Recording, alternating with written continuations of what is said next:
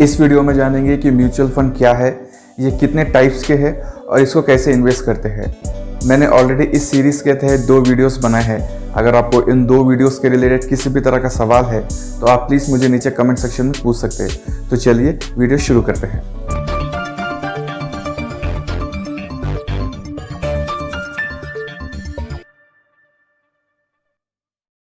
Welcome to Perfect Money. मैं Hitesh. Mutual fund एक ऐसा फंड होता है जिसमें इन्वेस्टर्स के पैसे जुटाए जाते हैं और इन पैसों को अलग अलग जगहों पर इन्वेस्ट किया जाता है, जिससे कि इन्वेस्टर्स ने जितना अमाउंट इन्वेस्ट किया है उनसे ज़्यादा उनको मुनाफा दिया जाए। इस फंड को मैनेज करने के लिए कंपनीज बेसिकली एक प्रोफेशनल फंड मैनेजर को अपॉइंट किया जाता है। फंड मैनेजर का काम ये होता है कि वो जितने भी पैसे मार्केट में लगाए मुनाफा उससे ज़्यादा हो। अगर आसान शब्दों में बताया जाए कि इन्वेस्टर जितने पैसे म्यूचुअल फंड्स में लगाते हैं उनके रिटर्न्स उनके इन्वेस्टेड अमाउंट से ज़्यादा दिया जाता है। भारत में म्यूचुअल फंड्स काफ़ी लंबे समय से मौजूद है, लेकिन आज भी कई लोगों को म्यूचुअल फंड्स के रिलेटेड किसी भी तरह का इन्फॉर्मेशन नहीं है।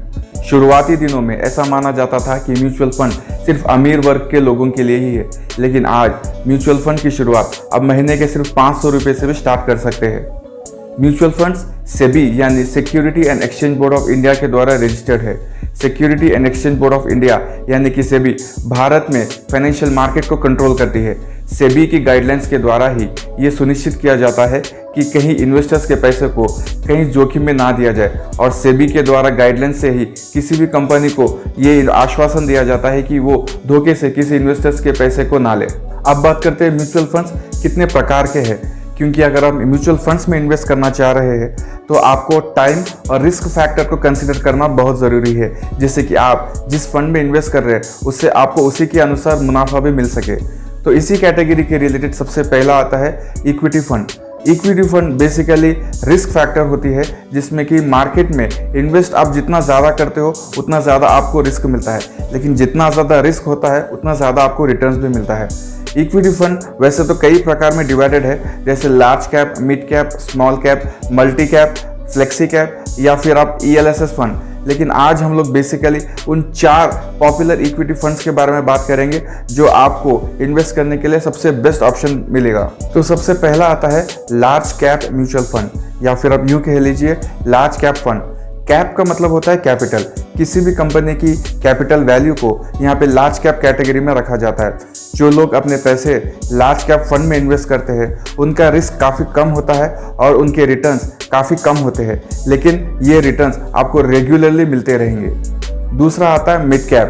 मिड कैप उन कंपनीज को कहा जाता है जिसका रिस्क मॉडरेट हो लेकिन आपको ज़्यादा रिटर्न्स देने की क्षमता होती है। तीसरी कैटेगरी आती है स्मॉल कैप म्यूचुअल फंड। ये उस फंड्स को उस कंपनी को दिया जाता है जिसने अभी रिसेंटली स्टार्टअप किया हो। बेसिकली इस फंड में अगर आप इन्वेस्ट करते हैं तो आपको रिस्क सबसे ज़्यादा होता है, लेकिन आपको रिटर्न्स भी उससे ज़्यादा ही मिलते हैं। तो इन 3 कैटेगरीज के अलावा ELSS फंड एक एडिशनल फंड है। बेसिकली ELSS यानी equity link saving scheme equity fund का ही हिस्सा है।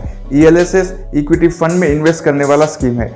ये स्कीम इक्विटी ओरिएंटेड है और पिछले कुछ सालों में टैक्स सेविंग्स के रिलेटेड ELSS में काफ़ी इन्वेस्टमेंट हो रही है। अगर आप ELSS में इन्वेस्ट करते हैं तो आपको 3 साल के लिए लॉकिंग पीरियड रखना होता है और आप 1.5 लाख तक इनकम टैक्स की धारा 80C के तहत आपको टैक्स छूट भी मिलती है। अब बात करते हैं हाइब्रिड फंड के बारे में। हाइब्रिड फंड उस म्यूचुअल फंड स्कीम को कहा गया है जहां पर इन्वेस्टर्स के पैसे को डेट फंड और इक्विटी फंड में लगाया जाता है। डेट फंड और इक्विटी फंड के परसेंटेज हमेशा अलग होते हैं। अगर डेट फंड की बात करें तो डेट फंड ये उस फंड को कहा गया है जहां पर इन्वेस्टर्स को हर महीना कुछ रिटर्न्स मिलते हैं। फॉर एग्जांपल, जैसे अगर आप फिक्स डिपॉजिट करते हैं तो आपको बैंक की ओर से इंटरेस्ट मिलता है। अगर आप बॉन्ड्स खरीदते हैं तो आपको बॉन्ड्स के ऊपर आपको इंटरेस्ट मिलता है, और अगर आप कमर्शियल पेपर्स लेते हैं तो आपको परसेंटेज वाइज उसके रिटर्न्स मिलते हैं। तो जो रिटर्न्स आपको हर महीना रेगुलरली मिलते हैं उस फंड में आपके इन्वेस्टर्स के पैसों को उसमें लगाया जाता है। और इक्विटी फंड वो फंड होता है जहां पर आपके पैसों को शेयर मार्केट या फिर जिस सेक्टर में जहां पे रिस्क थोड़ा ज़्यादा हो उस जगह पे लगाया जाता है और उसके रिटर्न्स भी उसी के अनुसार आपको मिलते हैं। कैपिटल एक्यूमुलेशन के आधार पर म्यूचुअल फंड 3 सब कैटेगरीज में डिवाइड किया गया है। सबसे पहले आता है ओपन एंडेड स्कीम, दूसरा आता है क्लोज एंडेड स्कीम और तीसरा आता है इंडेक्स फंड। अगर हम सबसे पहले ओपन एंडेड स्कीम की बात करें तो ज़्यादातर mutual fund open ended scheme की कैटेगरी में ही आते हैं, जिसमें कि इन्वेस्टर्स जब चाहे अपने शेयर्स को खरीद और बेच सकते हैं। Close ended scheme open ended scheme से बिल्कुल ऑपोजिट है, जिसमें कि इन्वेस्टर्स को तय समय के लिए रुकना होता है और वो इसी के बीच में वो कोई बाइंग और सेलिंग का ट्रांजैक्शन नहीं कर सकते। और तीसरा आता है इंडेक्स फंड। इंडेक्स फंड नाम से ही जाहिर होता है कि जो कंपनीज इंडेक्स में लिस्टेड किए गए हैं उसी कंपनी के शेयर को इन्वेस्टर्स अपने पैसे लगाते हैं। इसकी सबसे अच्छी खास बात यह है कि अगर इंडेक्स फंड्स में अगर आप इन्वेस्ट करते हैं तो शेयर मार्केट उस कंपनी के जितने शेयर्स की ग्रोथ होती है उसी के अनुसार आपको रिटर्न्स भी मिलते हैं। अब बात करते हैं म्यूचुअल फंड्स के बेनिफिट्स के बारे में। तो सबसे पहला बेनिफिट ये है कि अगर आप म्यूचुअल फंड की बात करें तो रिस्क का फैक्टर जो होता है हर इन्वेस्टर्स के लिए थोड़ा परेशान कर देता है, लेकिन यहाँ पर म्यूचुअल फंड में इन्वेस्टर्स को आप अपनी ग्रोथ के अनुसार ही या फिर आप अपने रिस्क कैटेगरी को कंसीडर करके आप कंपनी में निवेश कर सकते हैं, क्योंकि म्यूचुअल फंड किसी एक कंपनी में इन्वेस्ट नहीं करता, वो डाइवर्सिफाई होके हर सेक्टर में और हर कंपनी में इन्वेस्ट करता है। फॉर एग्जाम्पल, अगर आप एक ही कंपनी में आप इन्वेस्ट करते हैं और मान लीजिए वो कंपनी डूब जाती है तो आपके पैसे भी उसी में डूब जाएंगे, लेकिन म्यूचुअल फंड में ऐसा नहीं होता। इस फंड में अगर आपके इन्वेस्टर्स अगर SIP के द्वारा अगर आप इन्वेस्ट करते हैं तो आपके पैसे को डाइवर्सिफाई करके हर वो सेक्टर, हर वो कंपनी जिसकी ग्रोथ रेट सबसे ज़्यादा हो उसमें इन्वेस्ट करती है। अगर किसी बहाने अगर किसी कंपनी डूब भी जाती है तो उसकी रिकवरी आप लाभ किए गए कंपनी से रिकवर कर सकते हैं।